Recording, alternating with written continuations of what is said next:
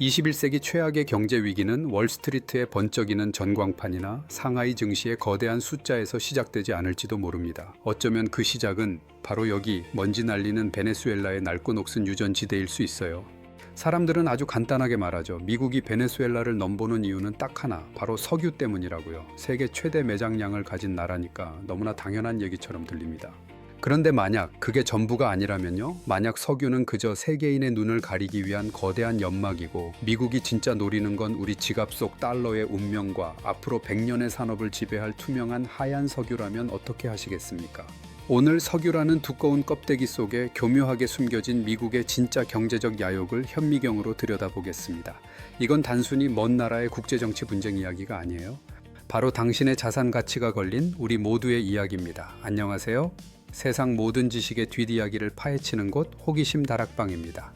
오늘 영상에서는 왜 미국의 베네수엘라 개입설이 단순한 석유 전쟁이 아닌지 세 가지 숨겨진 경제적 카테고리로 아주 날카롭게 파헤쳐 볼 거예요. 첫째, 중국의 페트로위안 공세에 맞서 페트로달러의 붕괴를 막으려는 최후의 발악.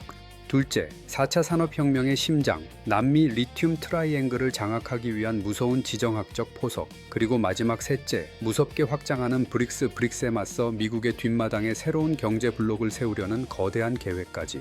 이 영상 하나로 베네수엘라를 둘러싼 복잡한 경제 전쟁의 모든 궁금증을 속 시원하게 해결해 드리겠습니다. 오늘 이후로 여러분은 더 이상 석유라는 단편적인 키워드에 속지 않게 되실 거예요. 이 정도의 고급 정보를 놓치고 싶지 않으시다면 어떻게 해야 할지 아시죠? 여러분의 좋아요 하나가 저희에겐 베네수엘라 유전보다 더 소중하거든요. 자, 그럼 진짜 이야기를 시작해보죠.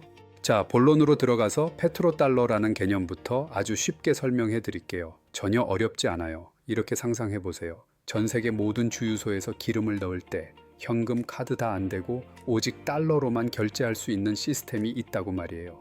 그럼 기름이 필요한 모든 나라들은 어떻게든 달러를 구해야겠죠? 이게 바로 1974년 미국과 사우디아라비아가 맺은 비밀 약속 페트로달러 시스템의 핵심이에요. 석유 페트롤을 오직 달러 돌러로만 거래하게 만들어서 전 세계가 달러를 원하게 만드는 마법 같은 시스템인 셈이죠. 이 마법 덕분에 미국은 지난 50년간 전 세계의 돈줄을 쥐고 흔드는 기축통화국의 지위를 누리며 어마어마한 경제적 이득을 봐왔던 거고요. 바로 여기서 많은 분들이 가장 큰 오해를 하십니다. 아니, 호기심 다락방님, 미국이 셰일 혁명으로 이제 석유 수입도 안 하는 세계 1위 산유국이라면서요? 그런데 왜 아직도 남의 나라인 베네수엘라 석유에 그렇게 목을 매는 거죠? 정말 날카로운 질문이에요. 맞습니다. 2026년 현재 미국은 물리적인 석유가 부족해서 쩔쩔매는 나라가 절대 아닙니다. 미국의 진짜 공포는 기름 한 방울의 부족이 아니라 석유 거래에서 달러가 사라지는 것입니다. 즉 페트로달러라는 마법 시스템의 붕괴가 코앞에 닥쳤기 때문이에요. 역사적인 사건이 있었죠. 2024년 6월 사우디아라비아가 50년간 철옹성처럼 이어져 온 미국과의 페트로달러 협정 연장을 공식적으로 거부했습니다. 이건 단순히 계약 하나가 끝난 게 아니에요. 50년간 달러 제국을 떠받치던 가장 굵은 기둥 하나가 와르르 무너져 내린 겁니다. 그럼 사우디가 떠난 빈자리는 누가 채웠을까요? 눈치채셨겠지만 바로 중국입니다. 중국은 상하이 국제에너지거래소를 통해 위안화로 석유를 살 수 있는 페트로위안 시스템을 아주 공격적으로 확장하고 있어요. 러시아, 이란 같은 반미 국가는 물론이고 사우디, UAE 같은 전통적인 미국의 친구들조차 중국과 위안화 거래를 폭발적으로 늘리고 있습니다. 심지어 2025년 한 해에만 전 세계 석유 거래의 약 15%가 위안화로 결제됐다는 충격적인 통계도 나왔죠. 이건 달러의 심장에 위안화라는 비수를 꽂는 행위나 다름없어요. 한번 생각해 보세요. 전 세계가 달러를 써야 할 이유가 점점 사라진다면 어떻게 될까요? 미국이 원할 때마다 마음껏 돈을 찍어내던 시대는 끝나고 달러의 가치는 걷잡을 수 없이 폭락할 수밖에 없습니다. 그건 곧 미국의 패권 자체가 흔들리는 거죠. 바로 이 절체절명의 위기 속에서 미국에게 베네수엘라는 마지막 남은 심폐소생술 카드인 겁니다. 그들의 시나리오는 굉장히 구체적이고 치밀해요. 스텝 1. 정권 교체 및 친미 정부 수립. 일단 민주주의 회복이나 인도주의적 개입 같은 아주 그럴듯한 명분을 내세워서 현재의 반미 정권을 무너뜨립니다. 그리고 그 자리에 미국의 말을 아주 잘 듣는 꼭두각시, 즉 친미 정부를 세우는 거죠. 스텝 2. 석유 산업 정상화 및 달러 결제 의무화. 다음 단계는 미국의 자본과 기술을 총동원해서 완전히 망가진 베네수엘라의 석유 생산량을 단기간에 미친 듯이 끌어올립니다. 그리고 가장 중요한 조항을 계약서에 딱 박아 넣는 거예요. 베네수엘라에서 생산되는 모든 석유는 단 한 방울도 예외 없이 오직 미국 달러로만 판매한다. 스텝 3. 강제적 달러 수요 창출 및 패권 재확인. 자, 세계 최대 매장량을 가진 베네수엘라산 원유가 오직 달러로만 국제시장에 풀리면 어떻게 될까요? 페트로위안으로 향하던 전 세계의 석유 구매 수요가 다시 달러로 급격하게 쏠리게 됩니다. 이건 죽어가던 페트로달러 시스템에 산소 호흡기를 강제로 꽂는 것과 같아요. 동시에 감히 달러에 도전하면 어떻게 되는지 잘 봐라 라는 강력한 경고 메시지를 중국과 러시아의 면전에 대고 날리는 효과도 있죠. 아니, 그렇게 노골적인 계획을 다른 나라들이 그냥 가만히 보고만 있을까요? 물론이죠. 그래서 미국은 절대 우리 달러 지키려고 왔어요 라고 말하지 않습니다. 대신 마약 카르텔 소탕, 독재 정권으로부터의 해방, 국민들의 인권 보호 같은 누구도 쉽게 정면으로 반박하기 어려운 명분을 방패처럼 내세워 국제사회의 지지를 얻으려 할 겁니다. 경제적 목표를 정치적 명분으로 포장하는 건 그들의 아주 오래된 특기니까요. 자, 이렇게 달러를 지키기 위한 미국의 처절한 계획을 알아봤습니다. 하지만 이건 정말 빙산의 일각에 불과해요. 석유 너머 21세기 미래 산업의 패권을 건 훨씬 더 크고 은밀한 전쟁이 숨어 있습니다.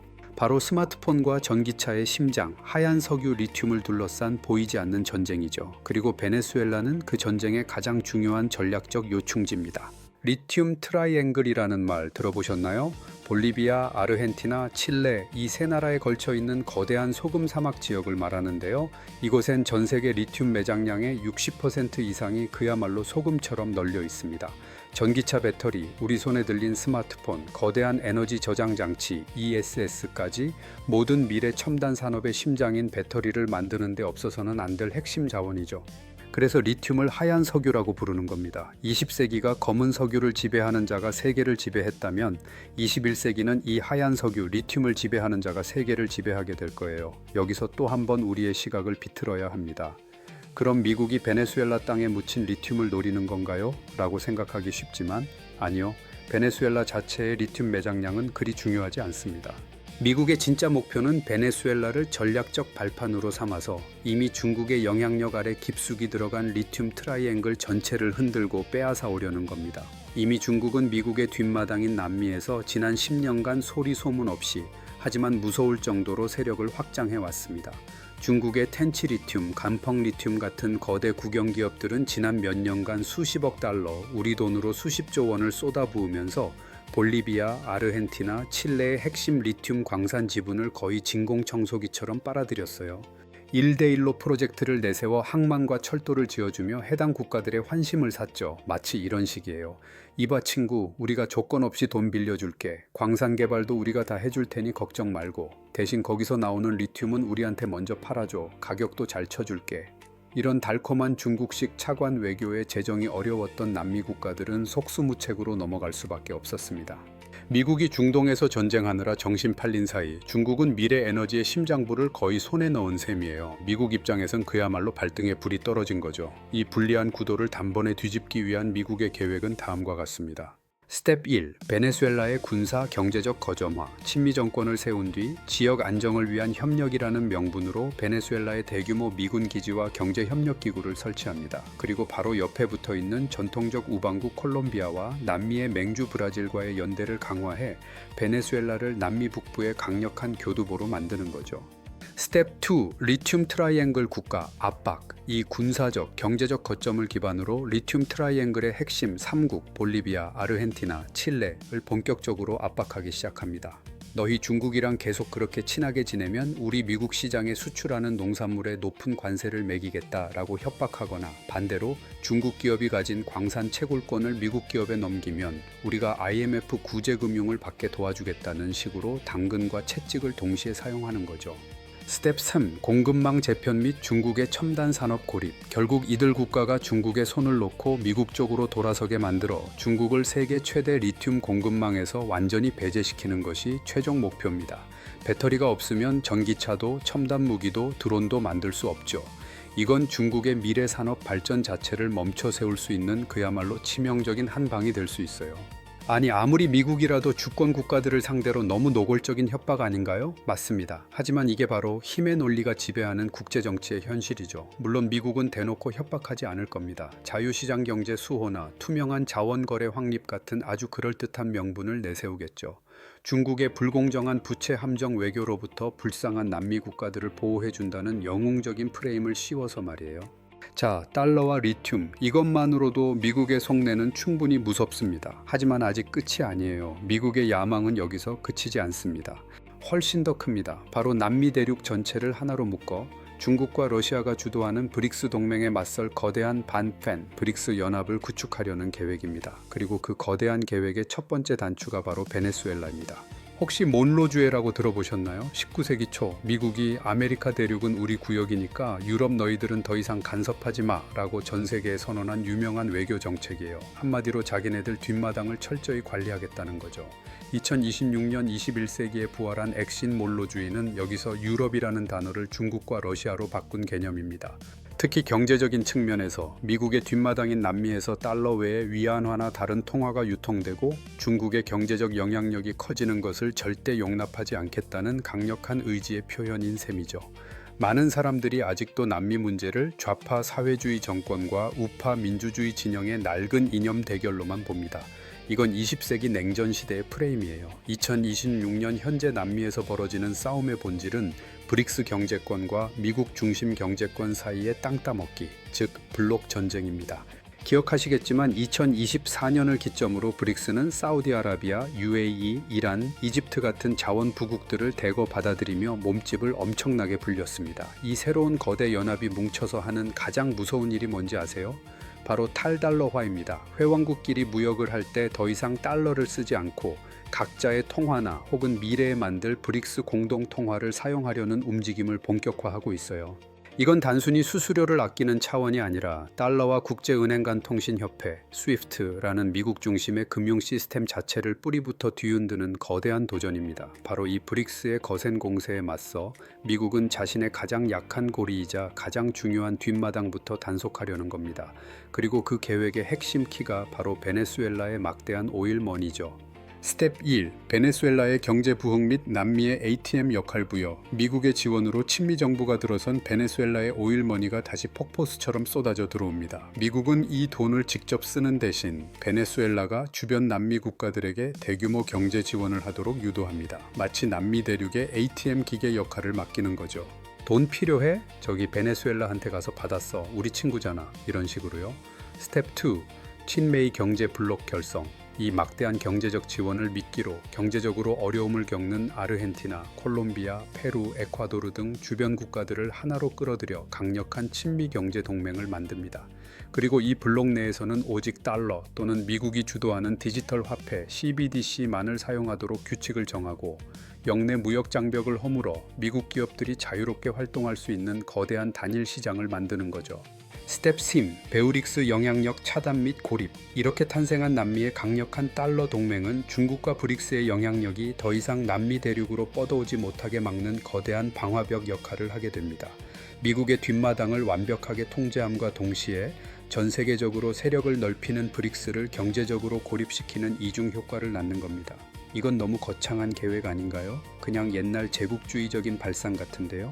정확하게 보셨습니다. 이건 21세기 버전의 경제적 제국주의라고 할 수 있어요. 다만 과거처럼 군대를 보내 영토를 빼앗는 대신 통화와 공급망과 데이터를 지배하려는 거죠. 하지만 목표는 200년 전이나 지금이나 변하지 않았습니다. 바로 미국의 패권을 어떤 희생을 치르더라도 유지하는 것. 자, 오늘 긴 이야기를 한번 정리해 보겠습니다. 2026년 미국이 베네수엘라를 향해 날을 세우는 진짜 이유는 단순히 땅속에 묻힌 시커먼 석유 때문만이 아니었습니다. 그것은 첫째, 죽어가는 페트로달러에 인공호흡기를 달아 중국 페트로위안의 숨통을 끊으려는 절박함. 둘째, 미래 산업의 쌀인 리튬 공급망을 중국의 소나기에서 빼앗아 오려는 치밀한 전략. 그리고 셋째, 브릭스의 거대한 확장에 맞서 남미 대륙의 거대한 달러 방화벽을 쌓으려는 미국의 거대한 야망이 숨어 있는 겁니다. 그럼 이 거대한 흐름 속에서 우리는 무엇을 봐야 할까요? 이제부터 베네수엘라 관련 뉴스가 나올 때 단순히 국제 유가가 오를지 내릴지만 보지 마세요. 그 뒤에서 치열하게 움직이는 달러와 위안화의 환율, 남미 리튬 광산의 지분이 중국 기업에서 미국 기업으로 넘어가는지, 그리고 브릭스와 남미 국가들의 외교 관계가 어떻게 변하는지를 함께 보셔야 합니다. 거대한 패권 전쟁의 최전선에서 벌어지는 이 모든 일들이 결국 우리가 투자한 주식과 부동산, 우리 자산 시장의 향방을 결정하게 될 테니까요. 영상 시작 부분에서 제가 던졌던 질문을 기억하시나요? 왜 미국이 석유라는 껍데기 속에 숨겨진 훨씬 더 가치 있는 것을 노린다고 했을까요? 이제 그 답이 선명하게 보이실 겁니다. 그들이 진짜 원하는 건 석유 그 자체가 아니라 어떤 화폐로 그 석유 값을 치를지를 결정하는 권력, 즉 세계 경제의 운영 체제 OS를 통제할 수 있는 막강한 힘입니다. 그리고 베네수엘라는 그 힘을 지키기 위한 21세기 지정학 체스판의 가장 중요한 말인 셈이죠. 오늘 저희의 심층 분석이 여러분의 경제적 시야를 태평양처럼 넓히는 데 도움이 되셨다면 구독과 알림 설정으로 저희 호기심 다락방과 계속 함께 해주시길 바랍니다. 더 깊이 있는 분석으로 다시 찾아뵙겠습니다. 지금까지 시청해 주셔서 진심으로 감사합니다.